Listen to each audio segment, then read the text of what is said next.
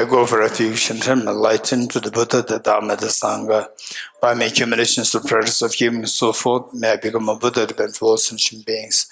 I go for refuge and turn my light into the Buddha, the Dharma, the Sangha. By my accumulations of practice of giving and so forth, may I become a Buddha to benefit all sentient beings.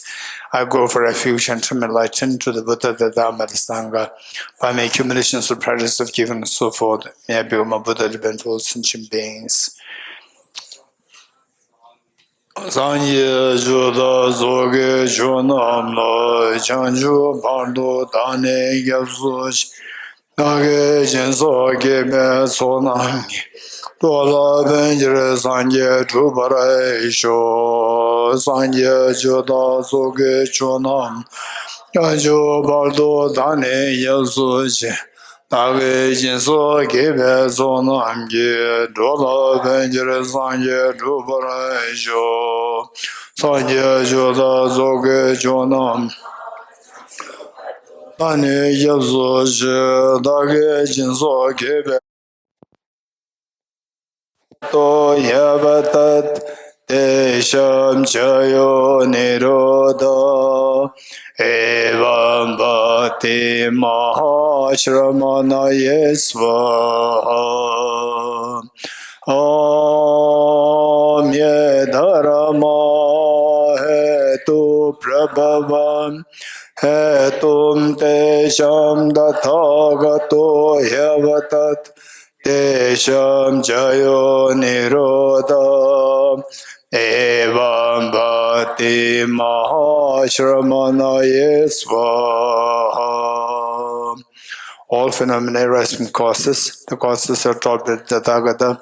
The cessation causes as well as taught by the great seer. Okay, so now we're reading from verse number 74.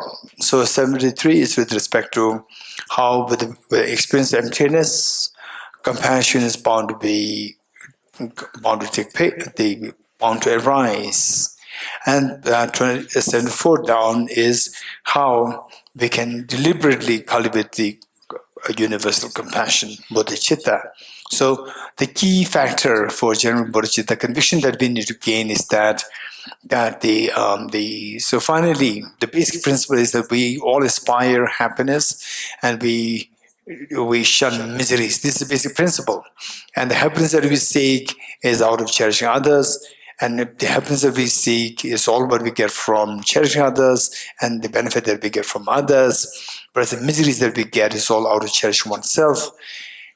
So this is basic principle. And on that basis, then if we work with the steps for the sevenfold course of method, the one preliminary aspect, and the 7 steps, total 8, for the method of equalizing exchange of self and others, 9 steps. So this is something we need to, once you know the basic framework, then we'll focus on these steps. And then we do that on a daily basis.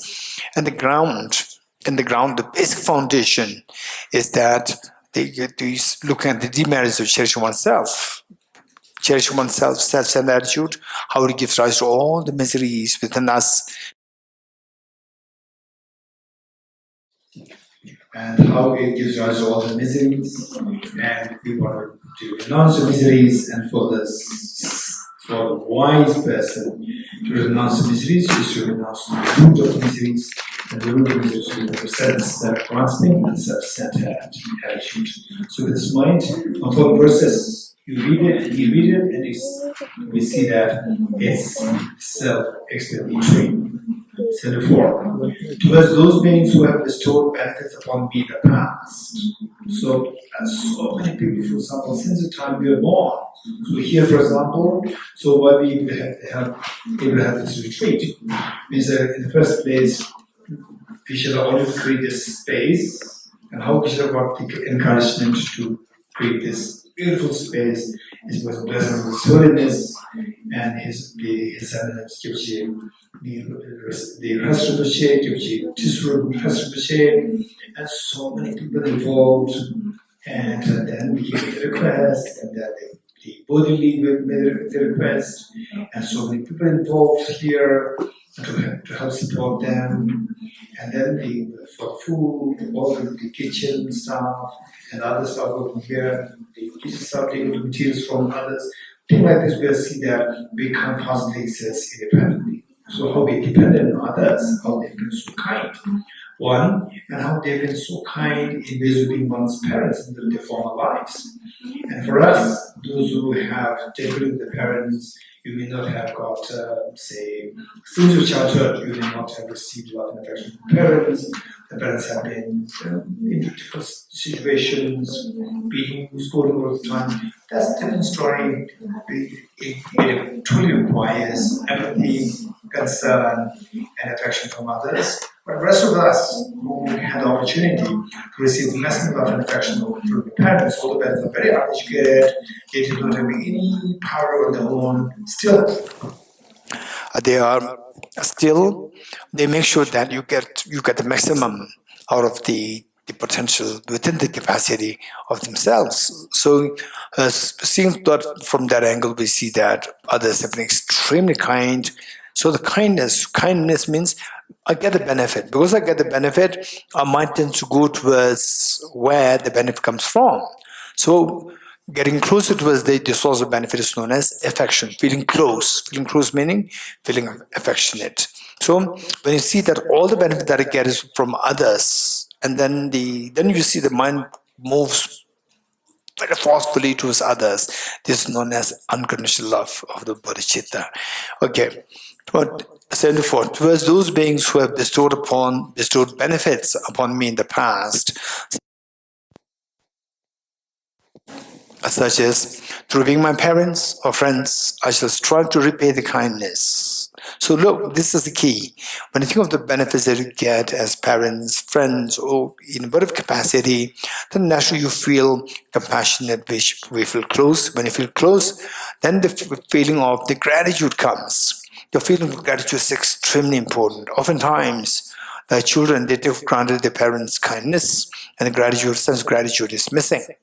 So the sense of gratitude is the one which connects the beings. 75.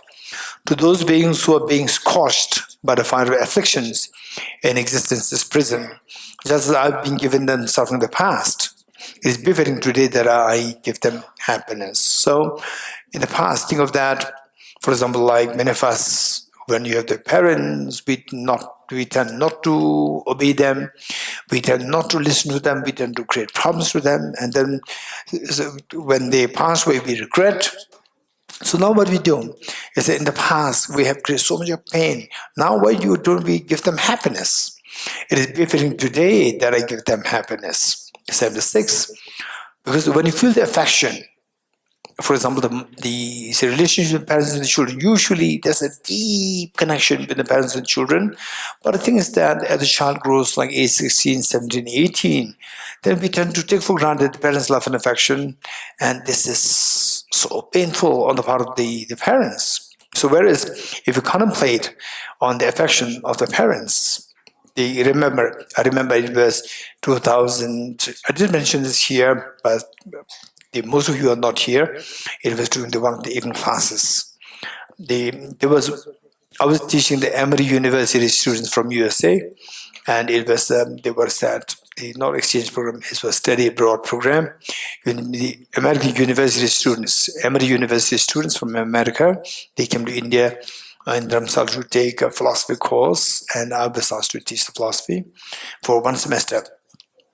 And after completion of this semester, there was all the students, they come to see me one by one to bid farewell. And then the one girl particularly, she came and said that now I have to leave a few days in advance for the reason that her mother is suffering from cancer. And I said, okay. And she said, but I don't want to go. Then I said, why? She said, because that my mom and I, we don't go along well, which means there's a conflict with the mother and daughter. Then I told her that, okay, I don't know your mom. I know you so well. I know you for the last 3 months. I know you so well. I don't know about your mother, but looking at you, I can see what kind of mother you had. Looking from you, I can see that you had an amazing mother. Look at you, how healthy a girl you are, how strong, healthy, educated, and without a mother's love, this is impossible. And you have got, in fact, I can see that you got the maximum love and affection from your mother when you needed it the most. Now, if there's a problem with the mother and the daughter, whereas if you're a small child, you don't get anything from mother, only scold, beating, that's a different story. But in your case, I don't see that. So if there's a problem today, it's the problem of the daughter, not the mother. I told her. And then I told her that, what do? You do one thing. Go back in time. Go back in time when you were, at the moment you were 20. Go back in time when you were 15. Go back in time when you're 10 years old. Go back in time when you're 5 years old. Just imagine those days, and that you see that. You just wish to see the mother. You just wish that you are not separate from your mother. Separate from mother for even for a few hours, you feel so unhappy, sad. You just feel like screaming, crying, wailing. It's all because of love towards your mother. This was what it was. Now, you don't feel that.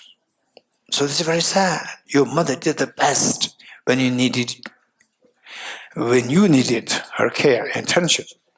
And today, you're blaming your mom. You're saying that we don't go on well. So if there's a problem today, your mother's sick, it's your turn to pay back, to show the compassion back to your mom.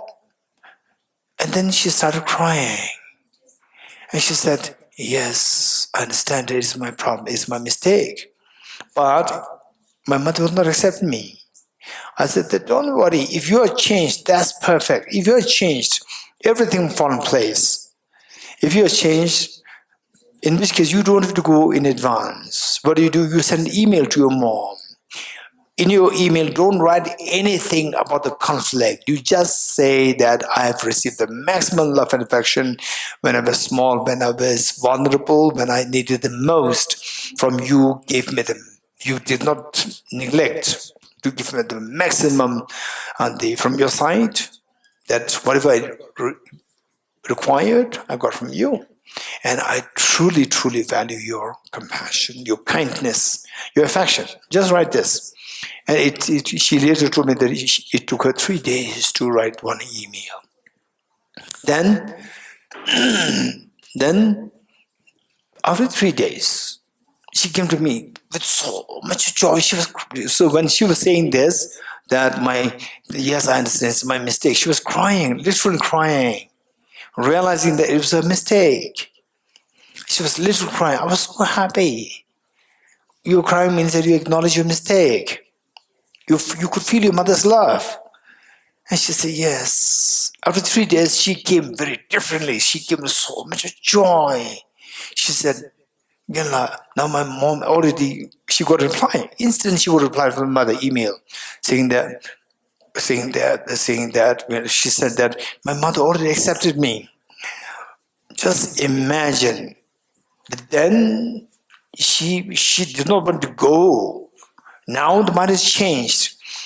Every moment she took a step from her place in Dharamsala towards the airport, on the aeroplane, got in the aeroplane, then to America. From there, got down and then go to the house. Every moment it was excitement, with joy. And then she wrote it beautiful. And then from that till the passing away, the mother's passing away, the mother and daughter, they were so happily together. And every morning, the mother was waiting to see the daughter's face. And every morning, the daughter was anticipating, go and hug the mother and caress her face, caress her hand, do some washing. This is what was happening. I could see this, so beautiful. And then the three months of the one semester, they had to write a dissertation. And she wrote a dissertation in the form of a commentary on Arya Nagarjuna's Precious Garden, Chapter 5. And what she wrote, the dedication part, dedication, the dissertation, she dedicated to her mother, where from this dedication I could figure out how beautiful the moments were between the mother and the daughter in the last hours, last days of the mother's time before she passed away. Shows how she dedicated merits, dedicated this dissertation. It was so beautiful. She said, I dedicate this dissertation to mother. Although you passed away, but we will always go together. We'll always be together in the future lifetimes, and we go to enlightenment together. This is what she wrote. She said, and she wrote, I'm very fortunate. I'm the most fortunate person to have an amazing mother as you. So this was the dedication part. So this is amazing. So with this mind, this is something we need to contemplate more. We think if you have some conflicts with your mother, father, and so forth, go back in time when you were 5 years old, 10 years old, so forth, and then you think more about this, your mindset will automatically change. Will become very loving and caring. And then your mindset changes, your mother's face, your father's face will change. They'll be so happy. They love you so much. And then they're a little scared to say anything to you because you can blast in time. Now it's very different. You're so tender, loving, embracing. They feel so relaxed. So when you see that, you become so happy to see that your mom is so happy. Your dad is so happy. And they love you so much. They see that you are very happy. They're even very happy. This is a beautiful cycle of affection. So this is what we need to keep in mind. Okay. 76. The fruits that are desirable and undesirable in the form of fortunate or unfortunate birth in the world, they come about from helping sentient beings or harming them. So that's what we said before. All the Bodhicittavivaraṇa indicated. So reading this, I got a feeling that Bodhicittavivaraṇa, how he came up with the Guided Bodhisattva of Life, chapter 8. Chapter 8, the title is meditation, but in it, what contains is half how to create conducive factors for meditation, and the second half is about what to practice in the meditation. What to practice? Bodhicitta. And the essence, what he said, what Bodhisattva said, is that, as what he said here by Nagarjuna, that whatever all happinesses will contain are derived from wishing happiness for others, and all miseries the world contains are derived through wishing happiness for oneself. So later when I saw this text, Nagarjuna's text, I got a feeling that, okay, in fact, Bodhisattva Shantideva, he got the inspiration from Nagarjuna. Okay, so it says, 76, the fruits that is desirable come about from helping others. Food which are undesirable are from harming others. In the form of fortunate or unfortunate births in the world, they come about from helping sentient beings. You get the fortunate realm. You are in the fortunate realm. You get the desirable results. Harming others, you get the unfortunate realms, and you get undesirable results. 77. So now look how we get the maximum benefit of sentient beings. This is how your mind flows towards the beings. This is the feeling closeness, feeling affection, and then gradually seeing the plight of sentient beings suffering, seeing the plight of sentient beings deprived of happiness. You wish that I can do it. How to do it? By becoming Buddha. 77, 78. If by relying upon the sentient beings, the unexcelled state of Buddhahood is brought about, by relying on me, I become Buddha for the benefit of sentient beings. Again, look, sentient beings should be there for you to generate bodhicitta. Generate bodhicitta, you become Buddha. Even though attain Buddhahood is because of sentient beings. Then, if by relying upon the sentient beings, an excellent state of Buddhahood is brought about. So what is so astonishing about the fact that whatever prosperities there are in gods and humans, such as those enjoyed by Brahma, Indra, and Rudra, and the worldly guardians of the world, there's nothing in this triple world system. Triple world system meaning the three worlds: desire realm, form realm, and formless realm. That is not brought forth by helping others. It only the act of helping others that you get the maximum benefit as the rapid results in the future. 79. As held beings, as animals, as hungry ghosts, the different kinds of sufferings we essentially experience, these come about from harming others. That's the fact. So, 18. Hunger, thirst, and attacking each other, and the agony of being tormented, which are difficult to avert and unending. These are the fruits of harming others. 81. Just as there is Buddhahood and awakening mind and the fortune birth on the one hand, and on the other hand, unfortunate birth on the other, know that the karmic fruition of being is twofold, where you engage in benefiting others, you are given positive karma and you experience the good results. You harm others, you accumulate negative karma, and you bear the negative consequences or the harms. 82. Support others with all possible factors. Protect them as you would your own body. Detachment means aversion towards other sentient beings must be shunned as you would poison. So, if you come across, oh, this is poison, you will shun that. We will avoid it. Likewise, avoid the detachment. Detachment meaning apathy. Apathy. No empathy. Opposite of empathy. Least concern, being indifferent towards others. This is actually, it may sound as though like you are smart, or why should I bear the problems of others? This can be our attitude. This is a very small, immature people's thinking. By rendering the benefit to others, particularly things which are very difficult otherwise to be done for others, if you can do that, you accumulate enormous amount of merit that for no reason, for some people, just amazing. I remember in the Tibetan government officials, amongst the Tibetan government officials, there's one government official, he's just a commoner. He's a commoner, not from the aristocratic family or this or that and so forth. He's just a commoner. So gradually he rose in position and he got to some place. Of course, he's not a monk. He's just an ordinary person. I got a position, and under him there were staff, very young, energetic staff, like in their 20s. Usually those in 20, they're a little rebellious. But with the boys, they're a little rebellious to the authority. But I used to be always fascinated. Okay, somebody has to label this aristocrat, this is the son of the aristocrat, so forth. Okay, then people have to use some kind of, whatever you may call it, blind faith or whatever. There's a feeling that, okay, we should respect. But for the commoner, you are a commoner, I'm a commoner.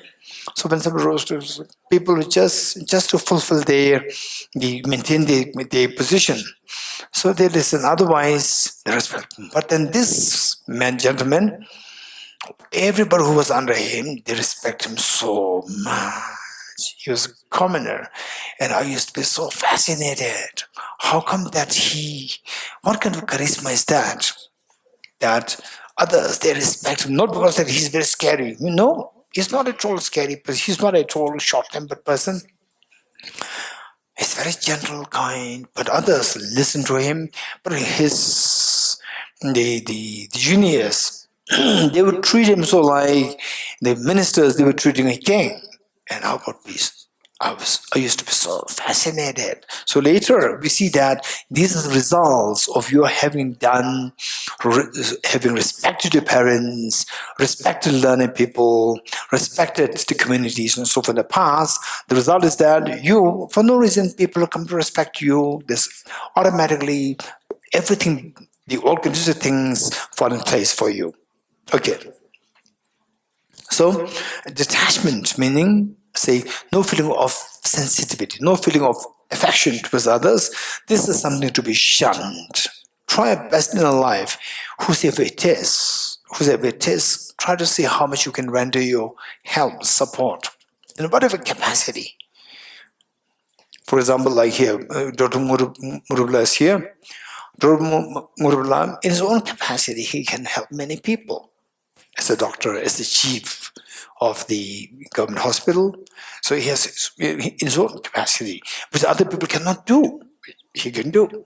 So likewise, in our own capacity, in whatever we can have some help, if we're going to, that would be wonderful.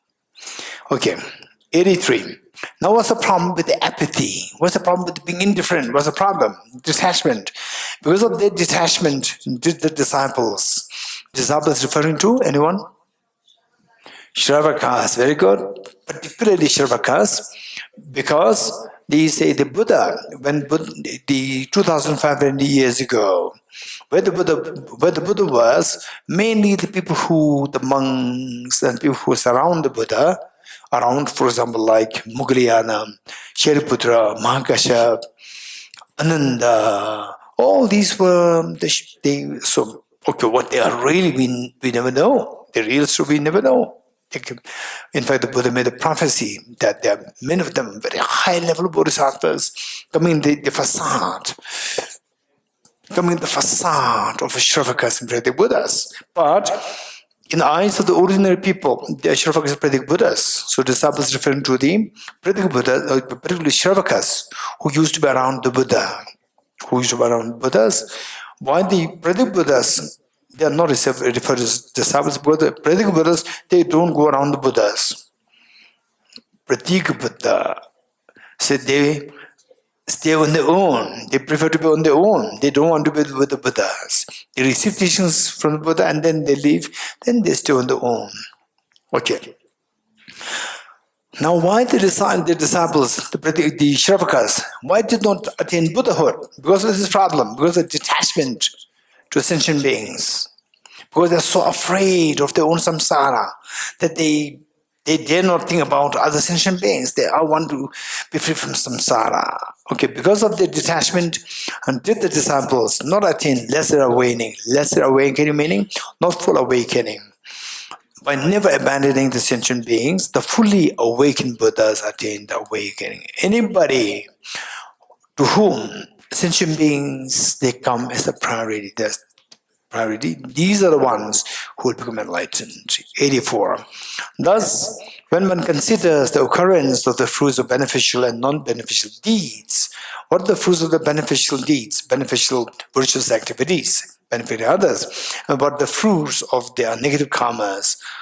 How can anyone remain even for an instant attached only to one's own welfare? Sensible people will no doubt prefer to embrace others rather than go for oneself alone. 85. Rooted firmly because of compassion and arising from the shoot of awakening mind. The true awakening, there is a soul fruit of altruism. This is conqueror's children. Conqueror meaning the Buddha, conqueror's children referring to bodhisattvas.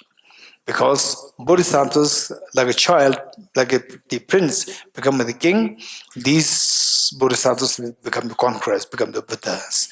So this, the conqueror's children cultivate. When through practice, it becomes firm.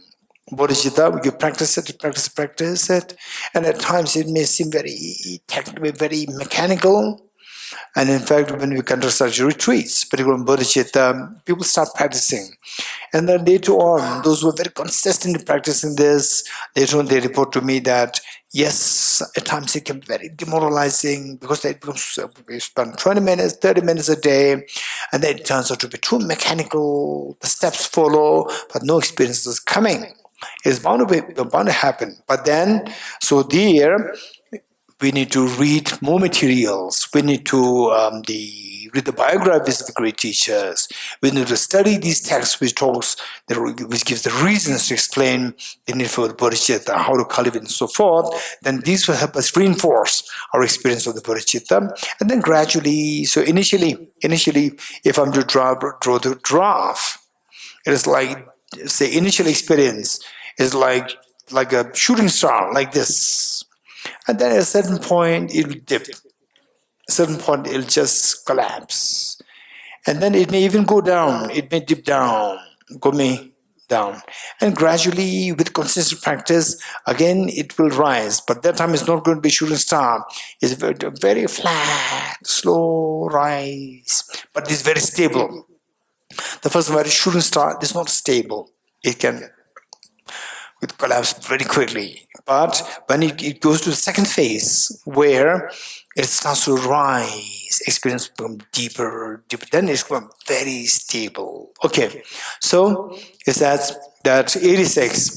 When through practice of bodhicitta it becomes firm, very stable, then alarmed by others' suffering, the bodhisattvas renounce the bliss of concentration and plunge even to the depths of the relentless hells. The beings are suffering, where your compassion is so intense and stable and strong. Then they say they can easily see the meditation, personal meditation, and feel the bliss of the meditation. But seeing the two things, your meditation and seeing the other being suffering, they would prefer to jump to help others and sacrifice your own, the bliss of the concentration. Okay. And the bodhisattvas renounce the bliss of concentration and plunge even to the depths of relentless hells to benefit sentient beings. 87. That is indeed amazing, praiseworthy it is. This is excellent, this is sublime. That they give away their own flesh and wealth is not surprising at all. So, when a bodhisattva's distance compassion increases, gradually it will keep increasing to such an extent that for them, giving the body for somebody, for example, like what Buddha did in the place where the Buddha gave his body as a young prince in the former life, in the previous life, gave the body to the hungry mother tigress who's otherwise about to eat her own cups. So this Buddha, as a young prince, many lifetimes ago, he gave his body.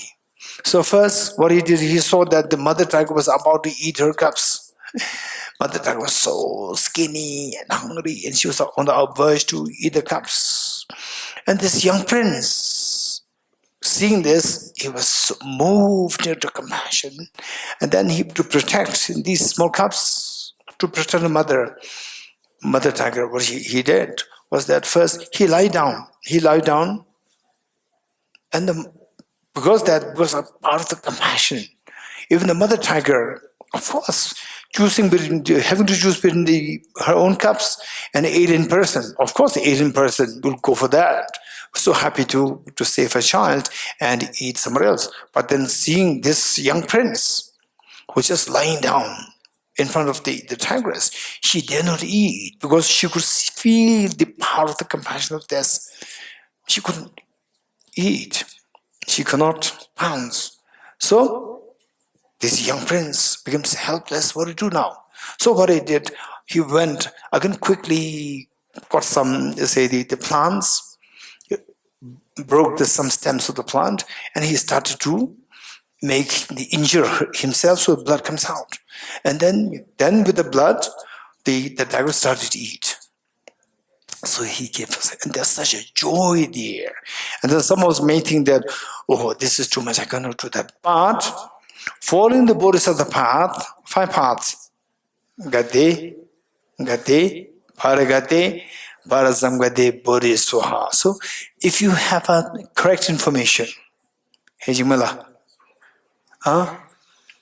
correct information, complete information, systematic information. If you have these 3 things intact, then what happens is that, look, he gave his life, he did like this, and then sat in front of the tigress and then eating you. No, I cannot. But if you feel this is where we need to have the correct information, complete information, and systematic information. These will help you greatly not to feel discouraged and dissuaded. So the thing is that when you reach the Gate, Paragate, 3rd level, when you reach the 3rd level, Gate, what is the first path? Path of accumulation. Paragate, path of preparation. Parasangate, path of seeing. No, paragate, gate, paragate, path of seeing, parasangate, path of meditation, bodhiswaha, path of normal life. Of these 5 paths, the Bodhisattva, not the Shravaka's 5 paths, not the Pratikubuddha's 5 paths, Mahayana's 5 paths, when you reach the 3rd one, which is path of seeing. When it's the path of seeing, then what happens is that you will be inspired. Okay. It says that tela yiki dungeme. Tela lugi dungeme, yiki dunge kalaye. When it reaches part of seeing, he or she does not have the physical pain. How you can speak about the person having a mental pain? You getting it? No mental pain, no physical pain. When you reach the gate paragate of the Bodhisattva, path of seeing. Now what it says is that even if somebody would cut your body, for us it's going to be acute pain. For that Bodhisattva who reached the path of seeing, instead of pain, you feel the bliss. You feel the blissful feeling. So for you, it's not a problem. So Buddha himself, many lifetimes ago, many anecdotes when he was he was born as a prince, being extremely generous, helping others. And one time, what happened was that the Buddha, in his previous lifetimes, he was born as a prince, and he was renowned for his generosity and the kindness. And one day, Indra,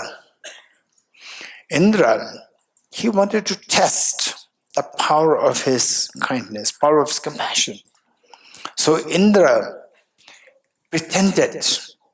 disguised himself as an ordinary human being.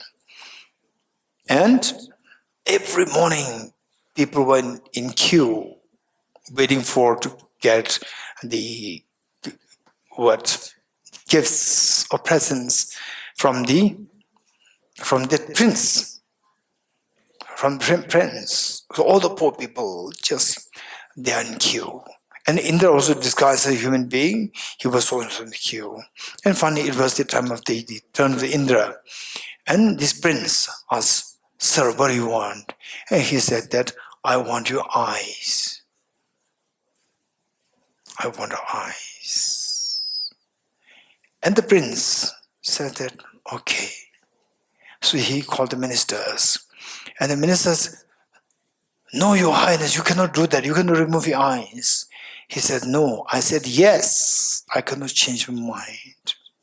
What I said, I'll stick to it. This is known as integrity." I said, "Yes, I already said yes, I cannot change my mind. Bring the instruments to remove my eyeballs." So, eyeballs removed. And this Indra took, just to test his compassion, power of his compassion. And so this prince, now blind, he could not see anyone. So his ministers or the helpers at the palace, they would always, from the house, he would be taken out in the sunshine, and in the evenings he would be brought back. And then one day, the Indra, with his power, he came with the dazzling light in front of the prince. And the prince could feel something. Some very powerful energy came. And the prince said, "Who are you?" And the Indra said, "I'm the Indra, king of gods." And the prince said, "What do you want from me?" And Indra said, "I did not come to ask anything from you. I came to ask you to tell you what you want from me. Because I tested you. I tested your compassion. I heard about your compassion a lot. And I tested if it is the power of compassion. And you passed exam. You're tested, very powerful person. Your compassion very strong. Now tell me, as a boon, what do you want from me?" Then the prince said that, "If you really ask me what I want from you, I want you to leave this place. Get out." And the Indra was shocked. Everybody, people, the great saints, they go in the Himalayas, naked, cold, hunger. And finally, to have the meeting with Indra. And meet with Indra, "Please give me this power, that power, this power, that power." People go into austerity practice, meet me, then ask for the boons. And I'm coming here to you to ask for boons from me, and you are not asking. what is this? What is this? And he said, I don't need any of your boons. Get away from me. Because seeing you and your things, my bodhicitta may discourage, my bodhicitta may go down. Because seeing that you are amazing, you have an amazing glow, the splendor, charisma, all these things. From there, I may also wish to become one like you. And with this, I want to become like humans. My self-centeredness is increasing. I'm not interested to become one like you. I'm interested to benefit the beings. So get away from my side. This is what the prince said. And Indra was so impressed. And Indra then told him, if what you said is very true, how can you prove that what you said is true? Or you are just telling a story that you want to help others. How can you prove that? Then the prince said that if what I said is true, my eyes should come back. He said it, and instantly the eyes come back. Instantly the eyes are retrieved. So this is the power of the bodhicitta. Okay.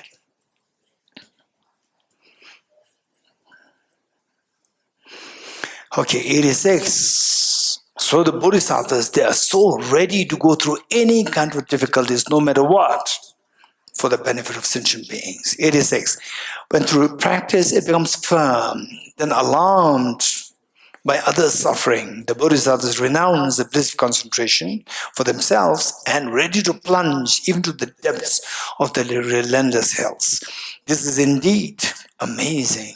Praiseworthy it is the excellent way of the sublime. That way that they give away their own flesh and wealth is not surprising at all. They're so ready to do this out of incredibly great power. 88. So now, what is the mark of having understood emptiness, which we discussed yesterday? So, you understand emptiness on one hand, then on the other hand, you respect the law of karma.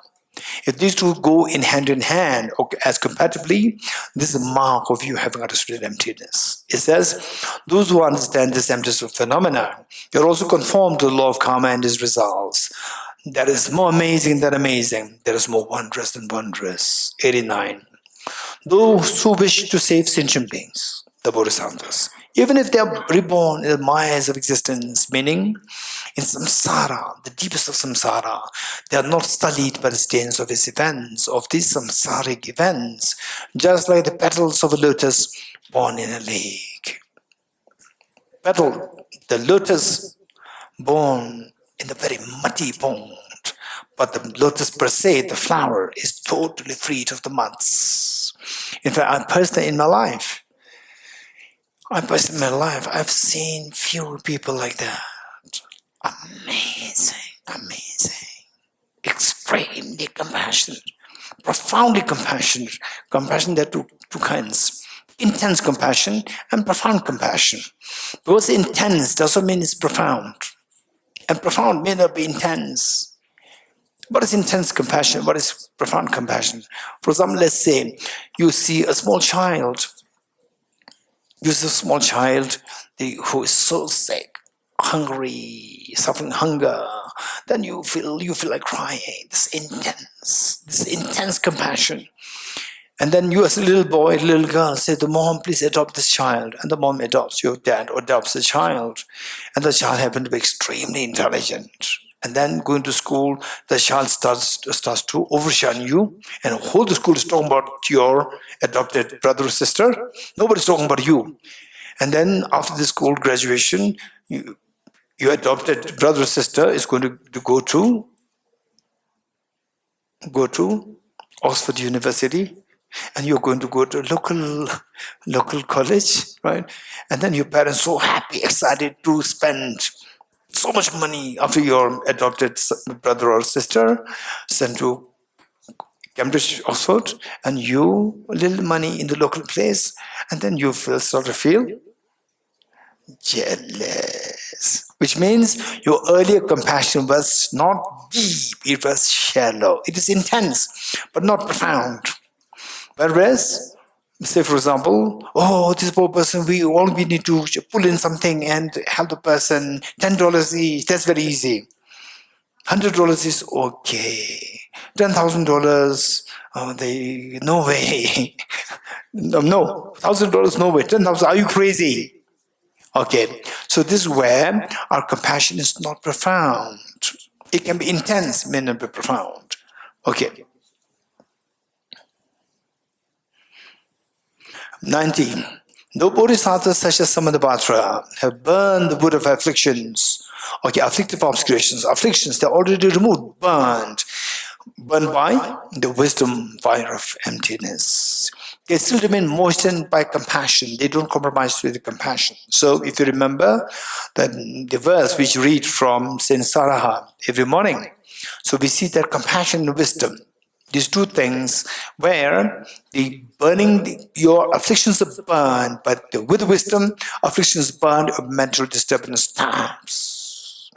With compassion, your welfare of the sentient beings keep increasing. So it says, though bodhisattvas such as Samadhivatara have burned the wood of afflictions, with the wisdom fire of emptiness, they still remain moistened by compassion. Another one, those under the power of compassion display acts of departing. Okay, now that we say the Buddha who performed the 12 deeds, the Buddha's life story in the form of 12 deeds, those under the power of compassion, such as the Buddha Shakyamuni, display acts of departing from the royal palace, the birth in the mother's womb, merriment as a prince, renouncing the kingdom, then the engaging in ascetic penance, renouncing the kingdom, departing, we say, is a matter of translation. Departing could be like from these from Tushita leaves, and to take birth in the planet Earth. So that's it, departing from Tushita, and then you take birth there in a merriment, and merriment as a prince. Say like the what? Like the indulgence. Sort of indulgence, how the royal family members, they engaged themselves, and then finally left the palace, renouncing kingdom, then engaging in the ascetic penance, which means the practice of austerity or the penance, and then from there, great awakening, become enlightened. Okay, this is not really great awakening, this is more like embracing the asceticism and then following the path to enlightenment. Great awakening is following the path to great awakening. And then in the process, met with the maras, demons, devils. So conquer the devils. Conquer devils and then attain Buddhahood, and then turn the Buddha Dharma, and finally enter the then Mahaparinirvana. Okay, so these are the 12 deeds of the Buddha. When you become a bodhisattva, and when you become a Buddha, then you go into the 12 deeds of one's life. And likewise display the act of going beyond the bounds of sorrow. This is the Mahaparinirvana. 93. In guises of Brahma, and now when you become a Buddha, what you do is that you can manifest in any form to benefit the beings. Sometimes as Brahma, sometimes as Indra, sometimes as Vishnu, and sometimes there are fierce Rudra. Rudra meaning somebody who extremely scary, right? The wrathful aspects. Forms, they perform the compassionate dance with acts of bringing peace to the beings. Number 4. For those disheartened on existence's road, existence means samsara's road, say, Sharvakas and Paradik Buddhas. Buddha taught, for example, the teaching of Four Noble Truths, first teaching of Four Noble Truths. What was the content of the first Noble Dharma? Anyone?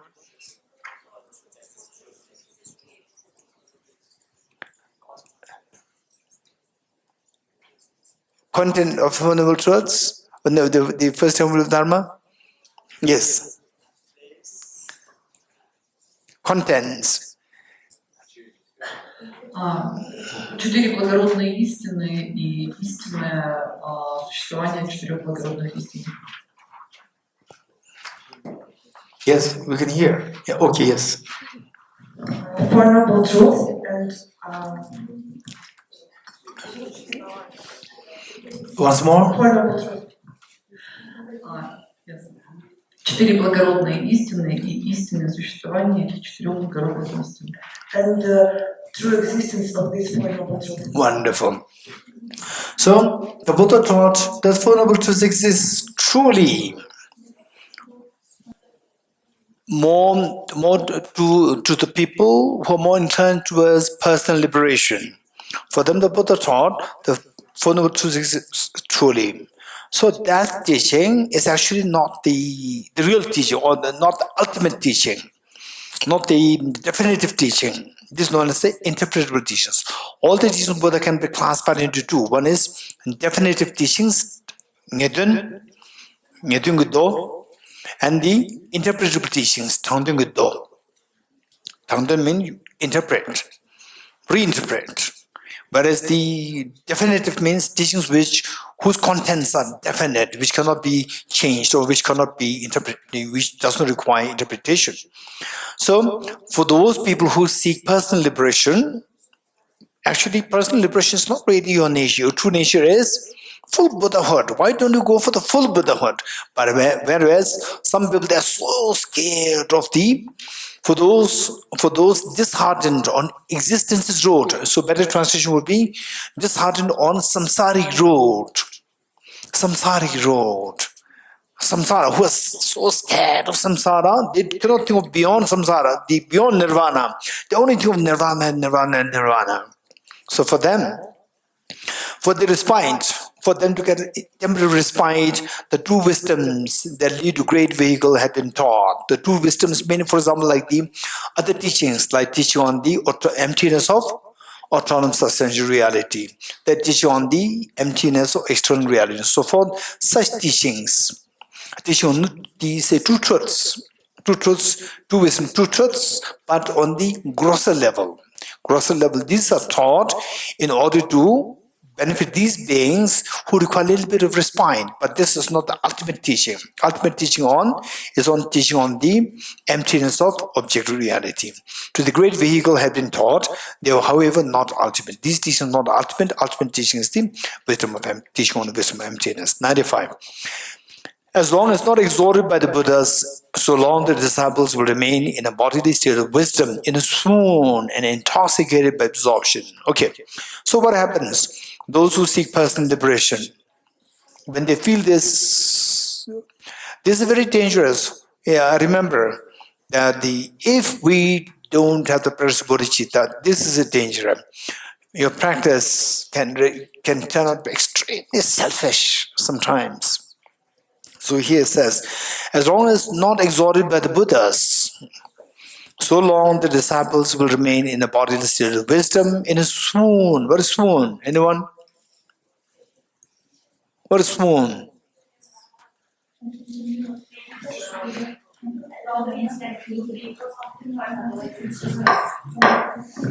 Swoon is like you swoon, like it is kind of like... Swoon is swoon. Swoon is like you get the... Your mind just being oblivious to everything else. It's just a hallucination, right? Just forgetting everything and just entrapped in this wisdom of emptiness, like this, like in a coma state. Okay, so it says that so this is what happens to the disciples, those who seek personal liberation, like Shravakas. So, whereas the Bodhisattvas do not happen to like this. Sometimes, it was many years ago. One time, I just bumped into, when I was in IBD, okay, I'm not going to mention which nationality, right? There's one monk, I'm not going to mention nationality. This is one monk. We were friends. I bumped in his room, and he must be meditating. And he said, I knocked the door.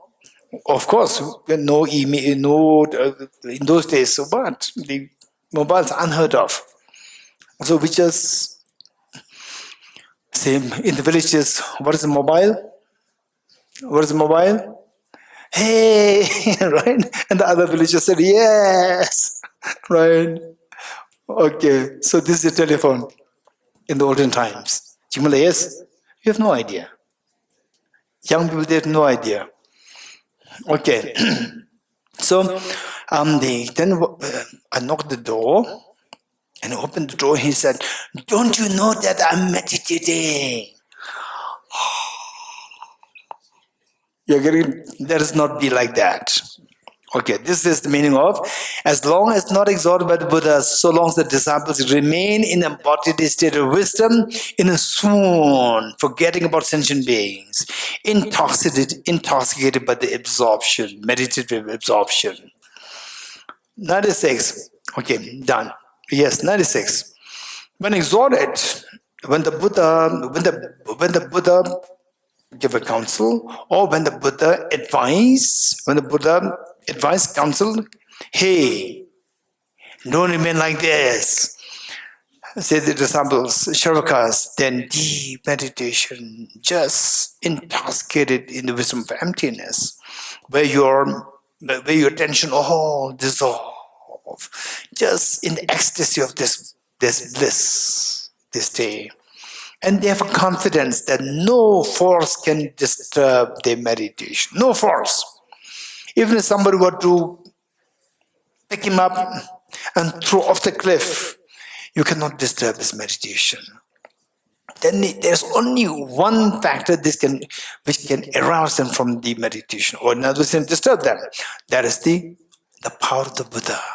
Ordinary people cannot make them come out of the meditation. Even if you throw them, even if you put it in the fire, the meditation will not be disturbed. So, then what the Buddha does is that here it says, exalted.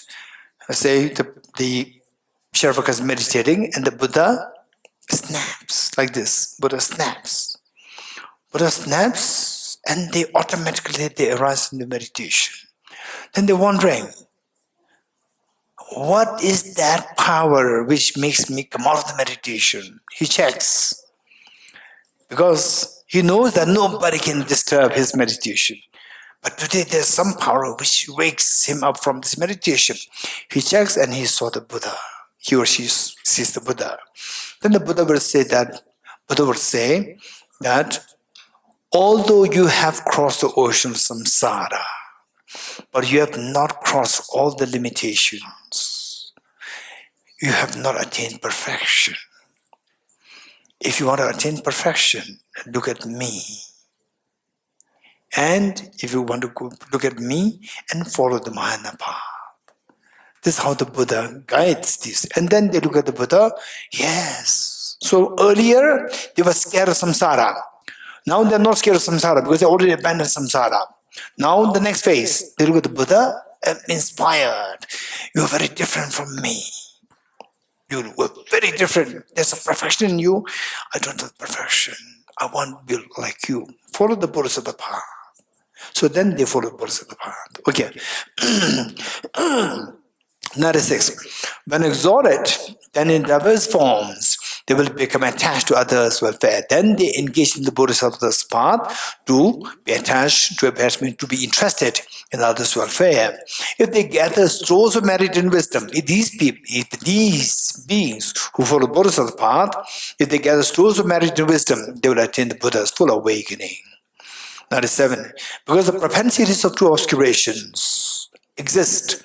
These propensities are referred to as seeds of existence. Afflictive obscurations, carnal obscurations, they are the seeds of existence, seeds of samsara, collectively. From the meeting of these seeds with conditions, the shoot of cyclic existence is produced, samsara arises. So, seeds and karmas afflictions is nirvana. Seeds and karmas afflictions is nirvana. Karmas afflictions arise from conceptualization of inappropriate attention, which in turn arises from the elaborations of self-grasping ignorance. So this process, we have to know this. So this is how Arjuna is explaining the shoot of cyclic existence or samsara is produced. 98. The paths revealed by the saviors of the world, referring to Buddhas, revealed by the Buddhas that follow the pattern of beings' mentalities, differ various among the diverse people due to diverse methods employed by the Buddhas. So, the teachings of Buddha, the path or the teachings of Buddha given to the beings, they differ starkly. There's some where the Buddha said, your 5 aggregates are the loads, and the self is a load carrier, indicating there's autonomous, there's permanent unity, independent self. And the other times the Buddha said, there's no such a permanent unity, independent self. Only the karmas and their results exist, the self doesn't exist. And other times the Buddha said that there's nothing existing, all the three realms are only your mind. And still other times the Buddha said that there's nothing independent real, all that they're like dreams. So Buddha's teaching diverse. They are in diverse form depending on the diverse predispositions of the sentient beings. 99. Instructions differ as the profound and the vast. So Buddha's teachings, the vast teachings, teaching on the method side. Teachings on the vast, meaning the method side. On the condensed truth, dependent origin, the method side. Teachings on the profound, meaning the emptiness. On some occasions, an instruction is characterized by both. Sometimes Buddha teach both. Though such diverse approaches are taught, they're all equal in being empty and non-dual. Although the Buddha teaches these different teachings, but ultimately there's a non-duality, which is the ultimate reality. 100. The retention powers and the Buddha's and Bodhisattva's levels, as well as the perfection of the Buddhas, the omniscient ones taught these to be aspects of awakening mind. When somebody generates awakening mind, when somebody generates the bodhicitta, so what happens? That you attain the retention powers. Retention power meaning, for example, what's the problem with the UPSC, with the people sitting for the UPSC? What's the problem? I'll tell you one problem. You read, and at the end of the day, you don't remember what you have studied, right? Memory fades away. So where, if you generate bodhicitta, Gate, the first one, you don't have to go the second, third, fourth. The second, third, fourth, this is a great luxury. It's the first one. First one has three parts. The first one is small of the path of accumulation, middle of the path of accumulation, and the great of the path of accumulation. 3. Of the 3, when you reach the third one, great of the path of accumulation, you obtain what is known as the power of retention. Whatever you see, whatever you read will be registered. It will never fade away. You will never forget. And then you can sit for UPSC, you can get the top. Right? Okay, if you're the top, number one, UPSC exam, then what position you will get?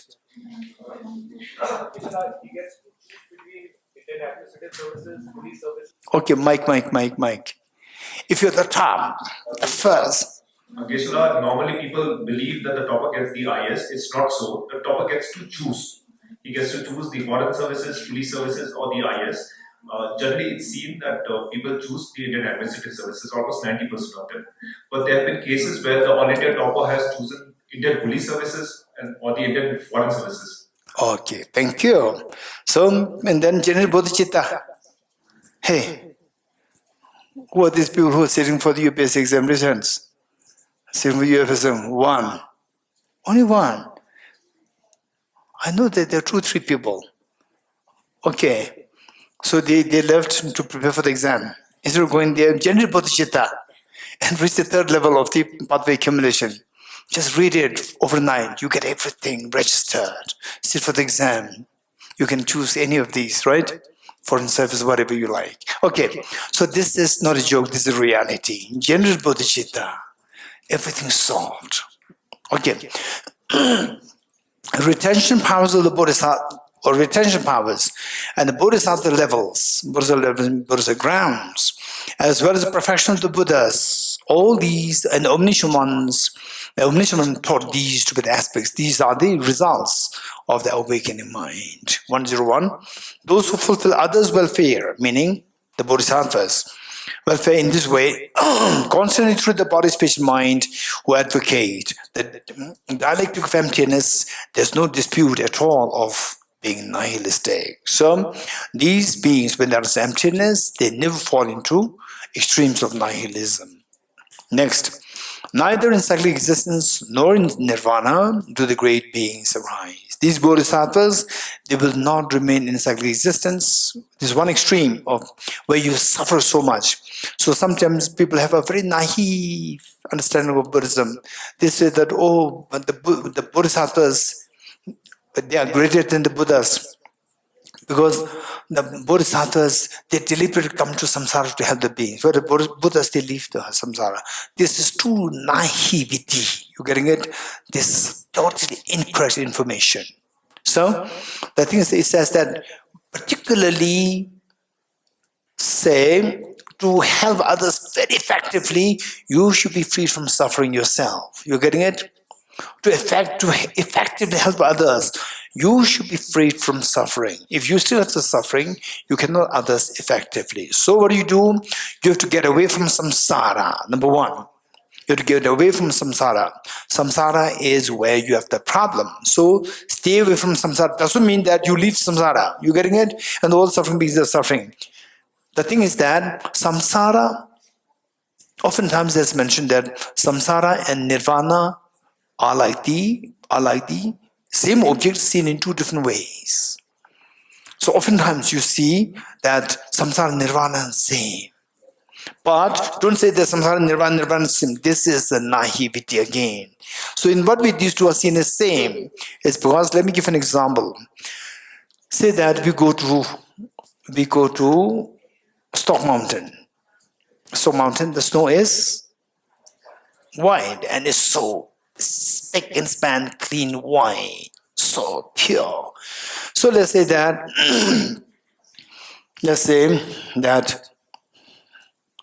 okay, Geshe Dorji is going to take all of us to Stock Mountain, and then he wants us that we have to go for what, glare proof, to stop from the glare of the snow mountain. So what you do is that we go to buy goggles. Goggles is to protect us from the glare of the snow. And there are two shops where you get the goggles. One is cheaper and one is very expensive. Okay, I'll ask the Chunzum MTech. Okay, which Google you like to buy? If I have money, I will buy the. Of course, you have money. Then I will obviously buy the Better one. Oh, okay, so this group, because of Chenzum, you get the better one. And this group, you get it from the second shop, because the first shop, all the golds sold out. So these are from the very cheap ones left. Cheap one, the Google glasses not clean. Glasses are murky. You're getting it? And here, group A, the goggles are extremely crystal clear. Then Geshe takes us all there. And Geshe says that the snow is so beautiful. And group A goes, oh, Geshe, you are right, so beautiful. And group B, is this the meaning what Geshe said? This is a very dirty Stock Mountain, right? So this group,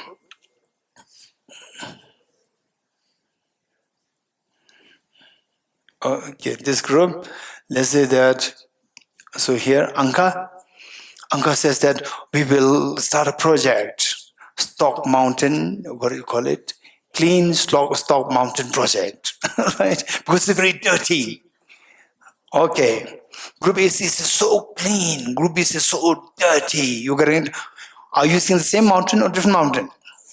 Same mountain. You're going to say, what is samsara? What is nirvana? Same mountain seen through the lens of through a dirty lens. Same, the snow mountain, which is seen through the dirty lens. What do you see? Dirty snow mountain. That is samsara. The beautiful snow mountain seen with the clean lens. That is nirvana. Is it the same thing or different thing? Same object, but experience is very different. So one is samsara, one is nirvana. This meaning of samsara and nirvana is same. It doesn't mean that samsara is nirvana. Samsara is not nirvana. Nirvana is not samsara. You're getting empty. Form is empty. Form is empty. Empty is the form. When I say form is empty, form, what group A sees as a physical form, flower, group B sees as emptiness. Don't say that flower is emptiness. Flower is not emptiness. Emptiness is not a negative. Flower is a positive phenomena. But the nature is the same. It's the perception. Difference in perception. Samsara and nirvana is the same object, but perceived in two different ways. Okay. So, the Bodhisattvas and the Buddhas. So some people say that Bodhisattvas are greater because the Bodhisattvas, they come back to samsara. This is true naivety. They don't understand what is samsara nirvana. It's the same object. So your perception changes and you are in nirvana. Your perception is defined, you are in samsara. So, when you become Buddha, your perception becomes the purest. You are in the same place, in the same hall. You are in the same place, same hall. Your perception is the purest. It is known as Buddhahood. Whereas the people who the Buddha is communicating, they use their dirty lens. So they see samsara. You getting it? The Buddha doesn't go away from samsara. Okay, so it says, neither in cyclic existence. Cyclic existence is a problem. So we have to stay away. The Bodhisattvas, the Bodhisattvas, minor practitioners, they go away from samsara. And what's opposite samsara? Nirvana. Nirvana there too. Personal nirvana is again one extreme. Personal peace is one extreme. Suffering, samsara is one extreme. Personal nirvana is another the extreme. So the Bodhisattvas, the minor practitioners, what they do is that they attain the non-abiding nirvana. Nirvana they do. Personal nirvana and non-abiding nirvana. So Bodhisattvas, they stay away from two extremes. One, the extreme of suffering, which is samsara, and the other is the extreme of bliss, personal nirvana. So they go into the middle way. What's the middle way? Non-abiding nirvana. Middle way, there are many connotations. Middle way in the form of philosophical understanding. Middle way in the form of what you are seeking to attain. So here, it says that neither in cyclic existence is one extreme, nor in nirvana. This nirvana is personal nirvana, not nirvana general. Nirvana to the great beings meaning those who follow the minor path, they do not do the great beings reside. They don't reside in either of these two extremes.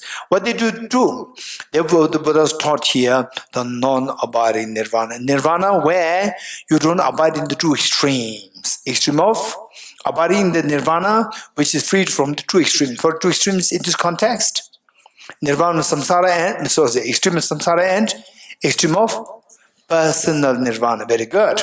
103. The single taste of compassion is merit. With compassion, what happens is these two wings. One is merit and one is wisdom. Single taste of compassion is merit. The taste of compassion is most excellent. The taste of emptiness is most excellent. The two wings. Those who drink the elixir of emptiness to realize self and others' welfare are conquerors' children who can blend the two things. Those who can drink the elixir of emptiness, meaning those who understand emptiness well, for the sake of benefiting, for the sake of working for others' welfare, there is compassion. Who can see these two things as compatible, these are the conquerors' children. Conquerors' children meaning Bodhisattvas. 104. Bow to them with your entire being. So to show respect to these Bodhisattvas, they're always worthy of honor in the three worlds. These guides, when you generate bodhicitta, when we generate bodhicitta, even the Brahman Indra, they come to prostrate to you. Even the gods, they come to prostrate to you. They're always worthy of honor in three worlds. These guides of the world reside as representatives of the Buddhas. This awakening mind is stated, this awakening mind bodhicitta is stated to be the highest ideal in the great vehicle. This is the most precious thing. Because you have the bodhicitta, it attracts all the good things, wisdom, emptiness, everything is attracted. So, with an absorbed, determined effort, and generate this awakened mind of bodhicitta.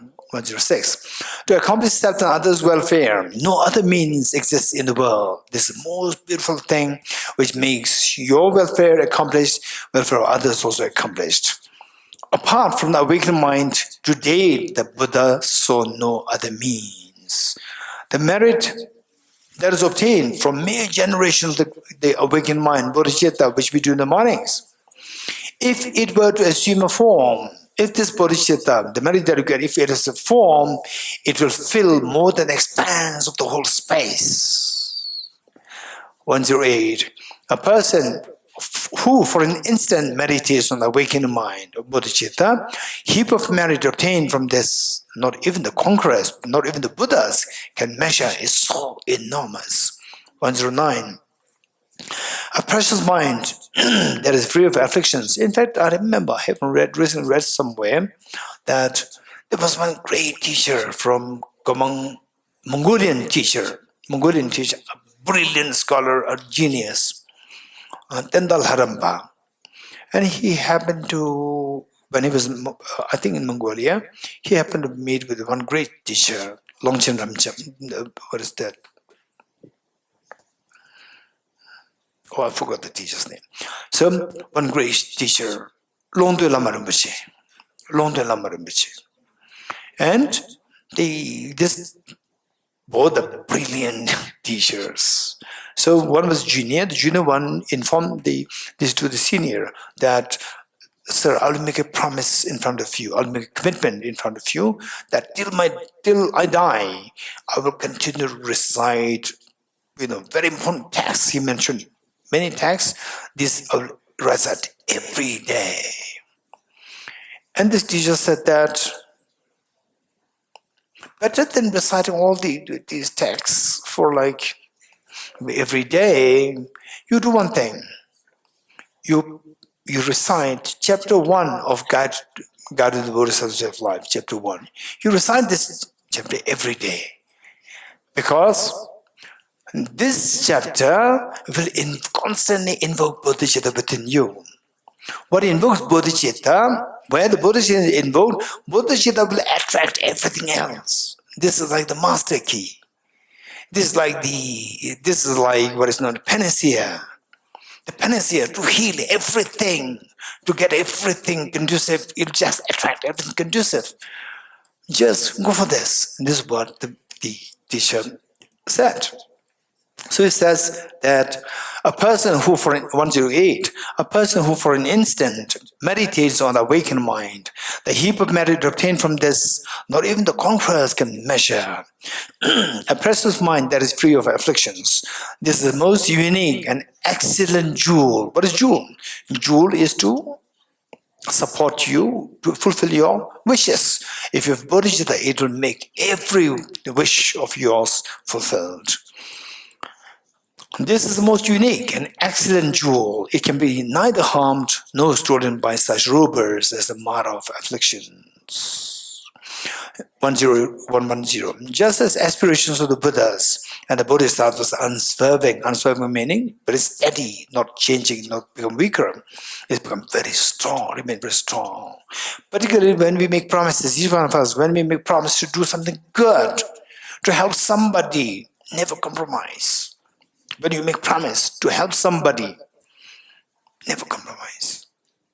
Never compromise for, oh no, I feel weak, no, I cannot do that, I'm sorry. Whereas, if there is, you made a promise to help one person, and then next time there is the possibility for you to help 10 people, then you can swap.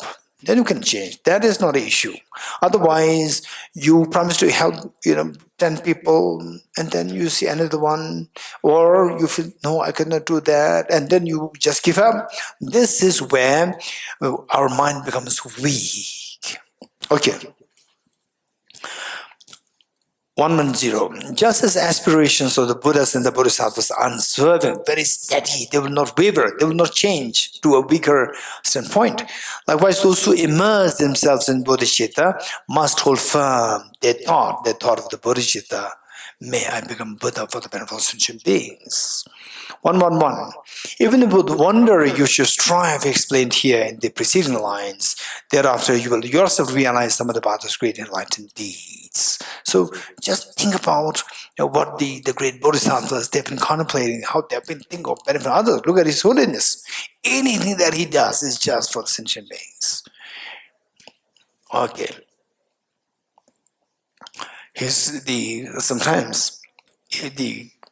When His Holiness, when he was in a particular visit, and if he sees that there's no benefit by being here, he will just I may use the word impatient. This is not impatient, but he will say it's just waste of time by being here.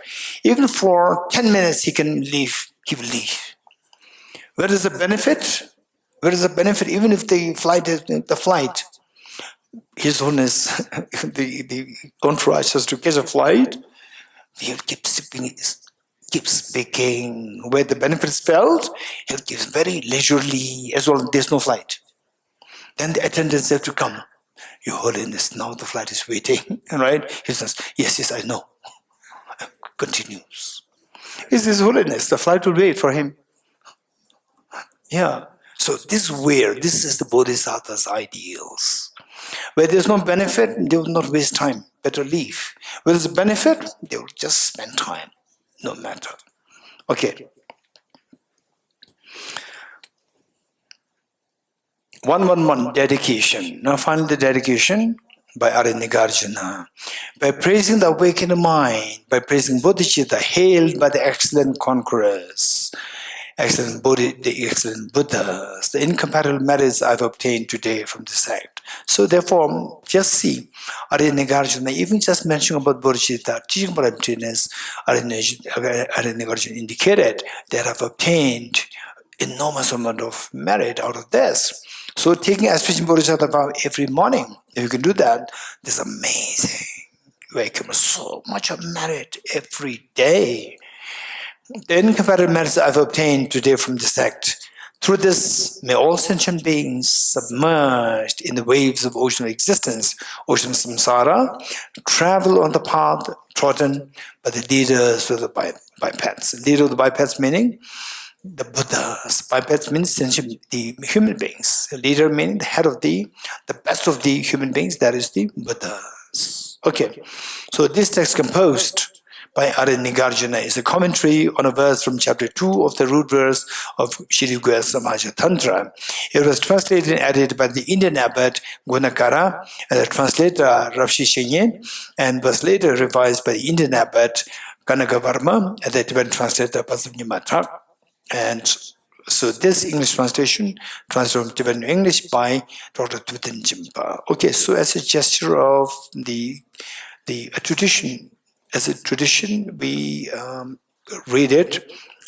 I'll read this once more very quickly from the beginning, just a few verses, as an auspicious indication that this is not the end. This teaching of the Bodhicitta will continue to flourish. Comment on the awakening mind. Bodhicittavivarana, Tibetan Chanju Simdel by Arinigarjuna. Homage to the glorious Vajrasattva, it has been stated, devoid of all substantive entities, utterly discarding all objects and subjects, such as aggregates, elements and sources, due to the sameness of selflessness of phenomena, one's mind is primordial and unborn. Is the nature of emptiness, just as the blessed Buddhas and the great Bodhisattvas have generated the mind of great awakening, I too shall from now until I arrive at the heart of awakening, generate the awakening mind, in order that I may save those who are not saved, free those who are not freed, relieve those who are not relieved, and help thoroughly transcend sorrow those who have not thoroughly transcended sorrow. Those Bodhisattvas who practice by means of this secret mantra, after having generated the awakening mind in terms of conventional aspiration, must then produce the ultimate awakening mind through the force of meditative practice. I shall therefore explain its nature. Bowing to the glorious Vajra holder who embodies the awakening mind, I shall explain here the meditative practice of awakening mind that destroys cyclic existence. Okay, good. So we'll stop here. And then after we have the soul offering. Okay. And the dedication prayers will be said in the afternoon. Buddha prays. Tage tuje shaye rizo chon shenge meto dege bonjamba serge lumbo tabu jebe shaye yem lo lo Om Mani Mani Mahamunaya Swaha Om Mani Mani Mahamunaya Swaha Thage Tuje Shaye Rizo Chon Shenge Dege Bonjamba Serge Lumbo Tabo Jebe Shaye Yebo Kelo Chaselo Om Mani Mani Mahamunaya Swaha Om Mani Mani Mahamunaya Swaha Thage Tuje Rezo Chon Shenge Meto Dege Ponjamba Serge Lumbo Tabo Jebe Shaye Gebo Kela Chaselo Om Mani Mani Mahamunaya Swaha Om Mani Mani Mahamunaya Swaha Om Mani Mani Mahamunaya Swaha Om Mani Mani Mahamunaya Swaha Om Mani Mani Munaya Swaha Om Mani Mani Mahamunaya Swaha. Okay, 3 persuasions together.